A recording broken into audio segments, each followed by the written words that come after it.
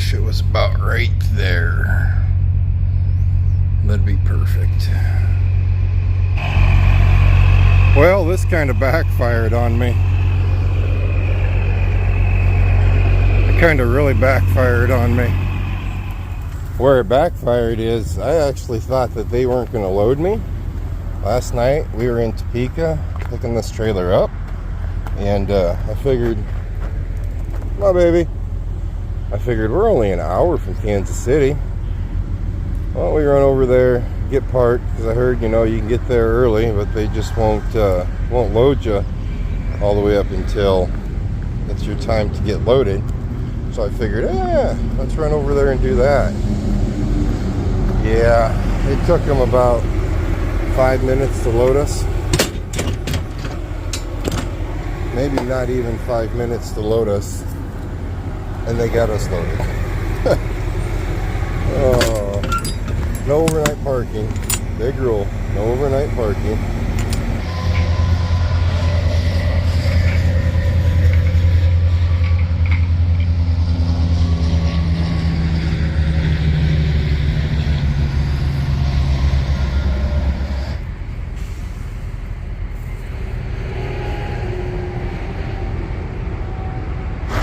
We had to go find a place to park. Luckily, we were only 25 miles south of the scale house here. I can't remember what scale house this is. It's right off of Interstate 29. I'm sorry, I do it all the time. How are you beautiful people doing on this wonderful day? Our current temperature right now is sitting right around that 70-degree mark, so it truly is a beautiful day. So what we ended up doing is, if you didn't catch yesterday's video or last video, we went down to Topeka, Kansas, bobtailing, we grabbed a trailer, and then the intentions of sleeping there in Topeka, then coming over here to Riverside, Kansas. Riverside, Missouri. There you go. Riverside, Missouri. And that's what we did. We came to Riverside, Missouri. They just loaded us up and got us on the road good. I mean, great. I mean, it's heavy. And you guys seen it's water. It's just really, really heavy water, which water usually is.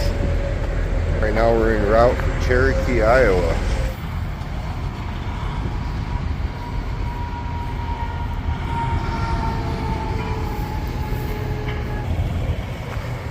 Yeah, you see right behind me. The scale is open, and they are doing inspections.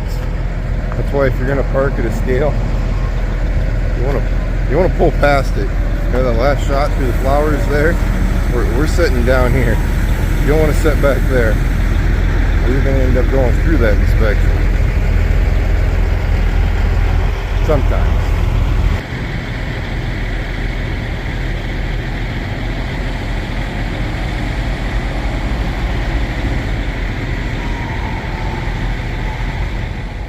You see how big those thistles are? Woo! We've been out here walking for a little bit. You got some heat to you.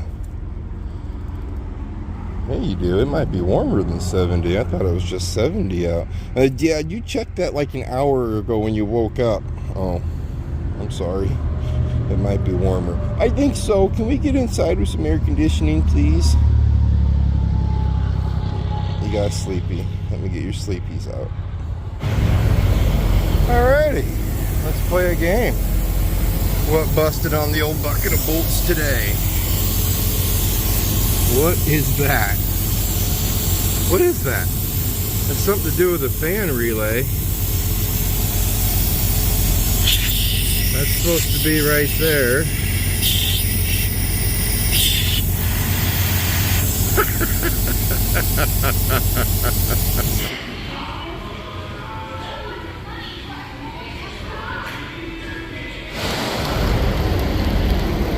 Fawcett, Missouri is where we're at right now. If you're familiar with this this Pilot truck stop, they ripped down the old Fawcett truck stop.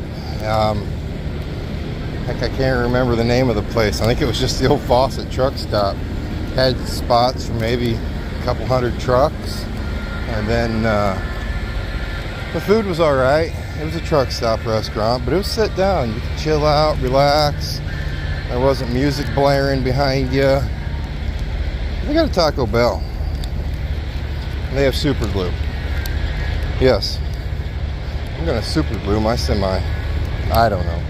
I didn't really look at it much. All I know is I took it off, or I popped the hood, found the leak.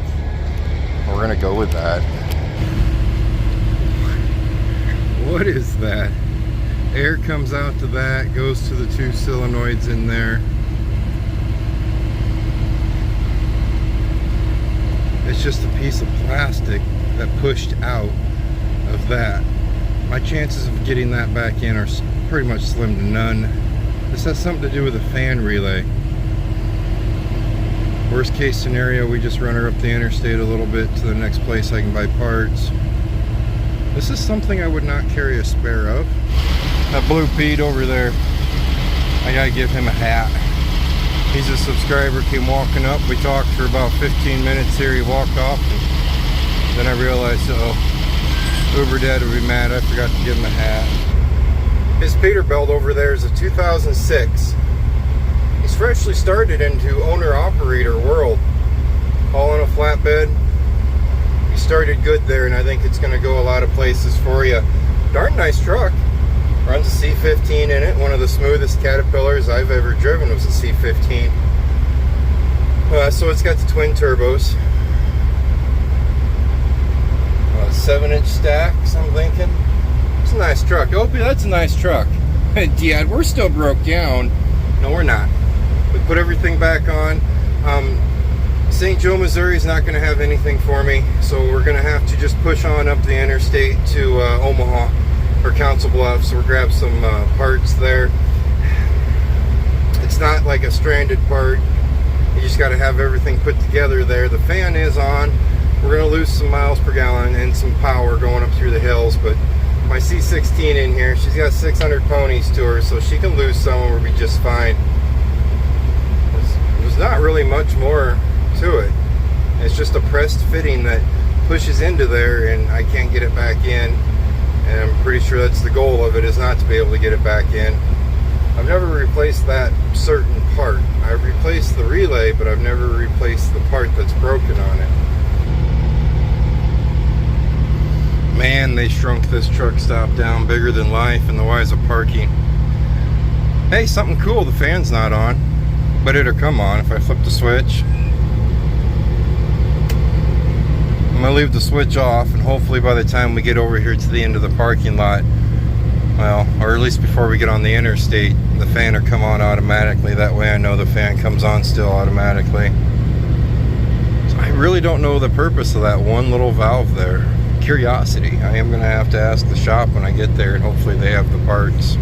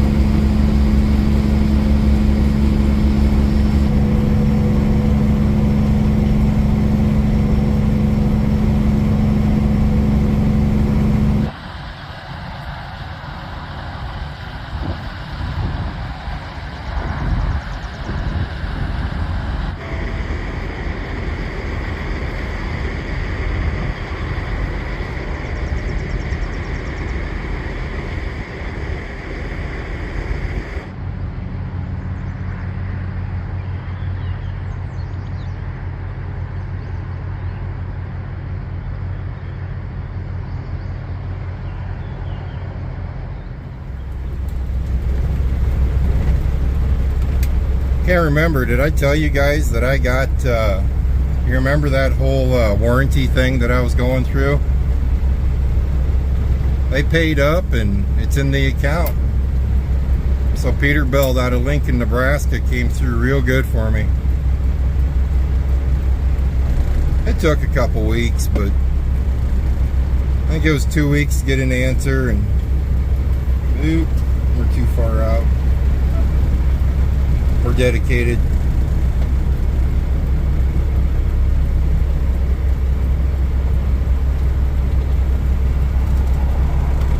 Yeah, it took about 2 weeks to get an answer. Then they, about a few more days and it was in the account. So I was impressed.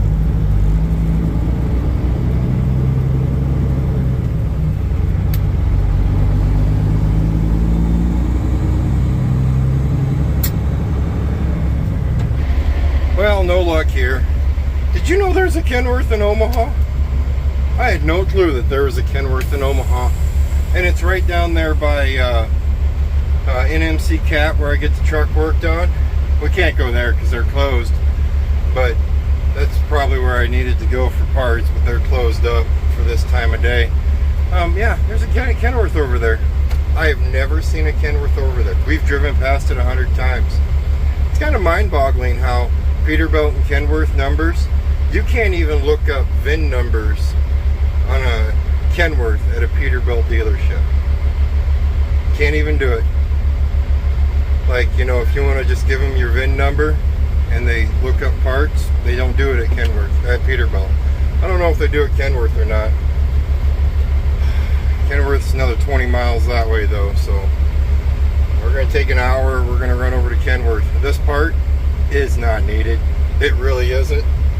Now that I know what it does, it's not needed at all. The only problem is it leaks air.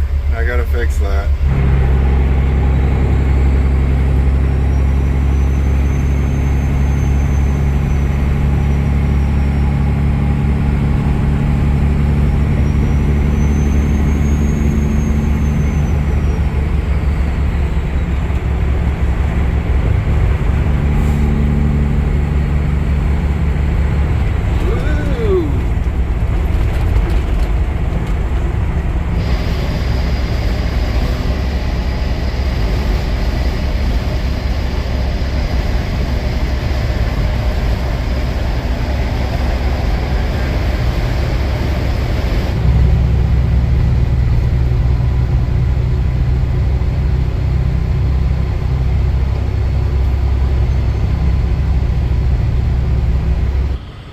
At least we have a part number, so we made it one step closer to getting it. Of course, they don't have it. They'd have to order it. This is a really big Kenworth. Like, it's an actual Kenworth. It's not a Volvo. It's a Kenworth all on its own. But they don't have it. So we're just going to have to listen to an air leak for a while. What it does is, it's a very stupid thing. It's a stupid design, stupid concept. Basically, when you flip your fan switch on in your truck, this tells the idiot light to come on. I can't remember the last time I even drove a truck with a light on, with a light that works. That, you know, when you flip your engine fan switch and a light comes on, I can't even tell you the last time I drove a truck that actually had one of those that functioned. But since that brass fitting popped out of that other fitting, now it leaks badly every single time the fan kicks on, or if you flip the switch. You don't want to park beside me tonight at a truck stop. We won't be parking at a truck stop, but you don't want to park beside me. Usually when I park, I flip that switch up and the fan stays on. That way it doesn't cycle on, off, on, off, on, off every 2 minutes, because they do. Tonight, I'm not flipping that switch up. I don't know what I'm going to do. He said he could order one. I got another Kenworth. We'll be down in Dodge City here in a couple days. Maybe we're stopped by that Kenworth. I don't know. I don't know.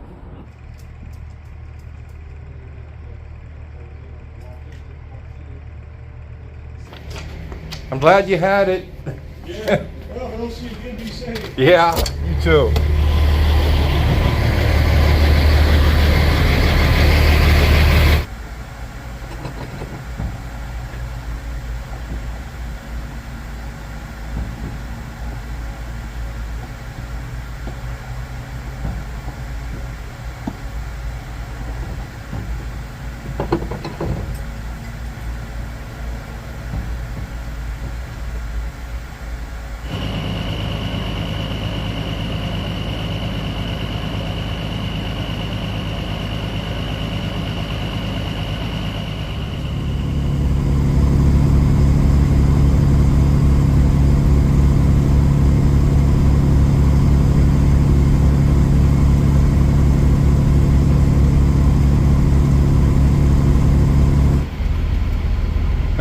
Come down here. Thank you for being so cooperative with me today. I know I had to shut the truck off a few times and you had to get kind of warm without the air conditioner. Little reward. Some cheeseburger maybe? Does that make things alright between you and me? Are we good? I can't have a mad German at me. That's all I can't have.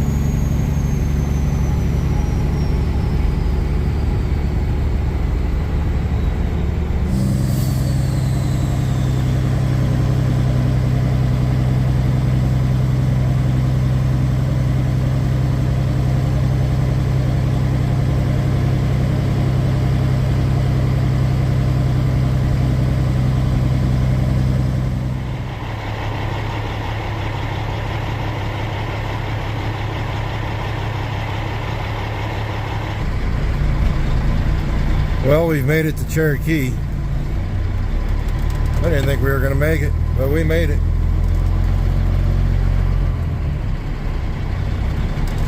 Nothing fancy's going to happen here. We're going to drop off this loaded trailer right beside that Swift trailer right there. And then we're going to swing right over there to that dirt lot and we're going to grab an empty trailer and take it back to Sioux City.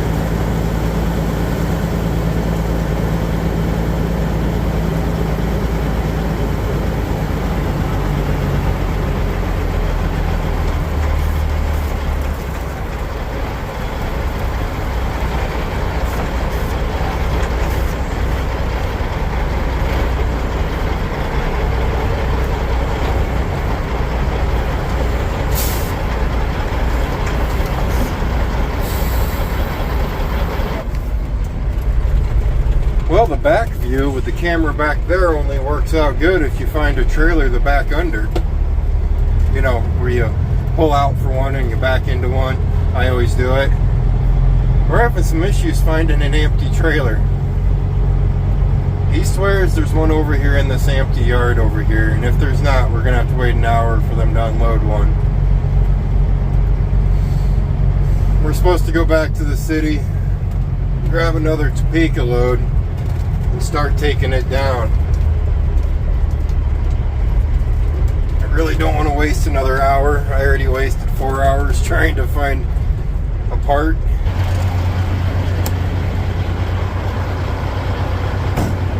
Well, luckily I'm blind.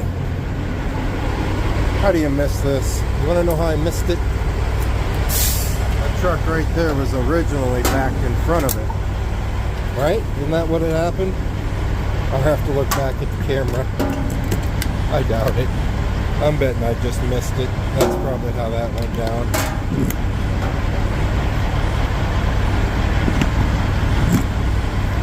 Alright, you guys have been through this routine. We're going to dolly up, check lights, check tires, check out, start heading back for the city. Almost forgot to tell you, we got to let the German out too. That's kind of a need, isn't it, Opie? Yeah, I was in there a long time. It's okay, you were fine. I tried letting you out back there was it Kenworth or was it Volvo? And you're like, Dad, I ain't gotta do nothing. Why are you trying to let me out? Hey, is your tummy hurting? Yeah, you're eating some grass. It's the McDonald's, isn't it? Don't say it, Dad. I love it. I'm fine. My tummy does not hurt. Okay, whatever you say, man. Whatever you say.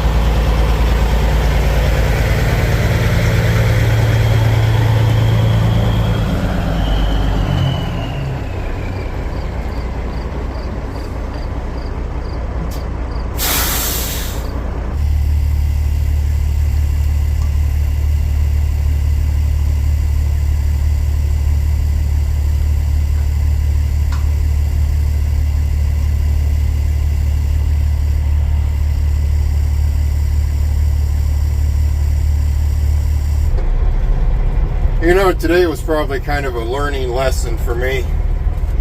You got to be careful what you say, because you really never know what's going to bail you out.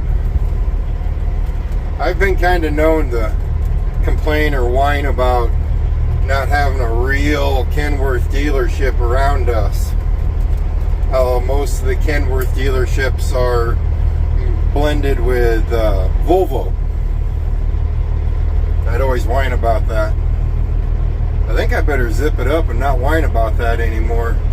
Because after walking into Peterbilt, that poor kid behind the counter, he had no clue what I was giving him for a part.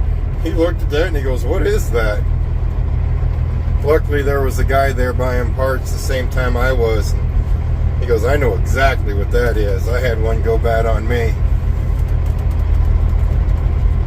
And then I walked into Kenworth, and he really didn't know what it was either. His computer told him what it was, but he didn't have any. He could order one in. And then to me, trying to just find a plug, just to plug it, because it's really not a needed item. And then to me, going over to Volvo, which is not too far from Kenworth down there in Omaha. And I walked in there and showed him. He's like, "Yeah, I got one of those." I looked at him kind of weird, and I go, "You sell many of them?" "We might have to wipe the dust off," he says. I do have some fine tuning to do to it yet. I didn't throw any tape on it or nothing to seal the threads up, so I got to do that again tomorrow. But I was just in a hurry because I needed to get up to Cherokee, so I just threw it together. Didn't zip tie things together or anything. So we need to do that yet.